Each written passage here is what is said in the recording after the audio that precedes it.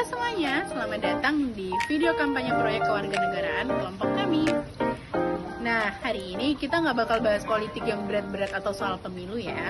Kita mau ngobrolin sesuatu yang deket banget sama kehidupan kita sehari-hari, yaitu akses pelayanan kesehatan.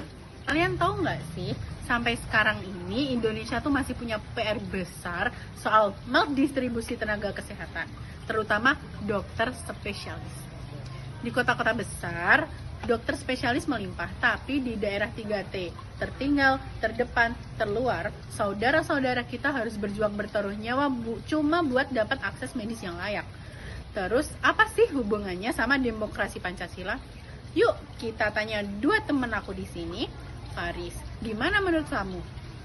Oke, thanks Keiza. Jadi gini, kalau kita ngomongin demokrasi Pancasila, konsepnya tuh bukan cuma soal bebas berpendapat atau memilih pemimpin doang. Nah, sistem kita ini juga kenal yang namanya demokrasi sosial, yang artinya negara wajib ngejamin keadilan sosial dalam pemenuhan kebutuhan dasar masyarakat termasuk kesehatan, seperti itu. Nah, kalau kita bedah hukum tertinggi kita itu UUD NKRI 1945 pasal 28 ayat 1. Nah, di situ jelas banget ditulis kalau setiap orang berhak memperoleh pelayanan kesehatan. Nah, perhatiin deh kata setiap orang. Oke? Artinya nggak boleh ada sekat geografis. Mau itu tinggal di pusat kota Solo atau di pelosok Papua, haknya sama. Nah, pas hak ini timpang, disitulah esensi sila kelima Pancasila, keadilan sosial bagi seluruh rakyat Indonesia lagi diuji banget.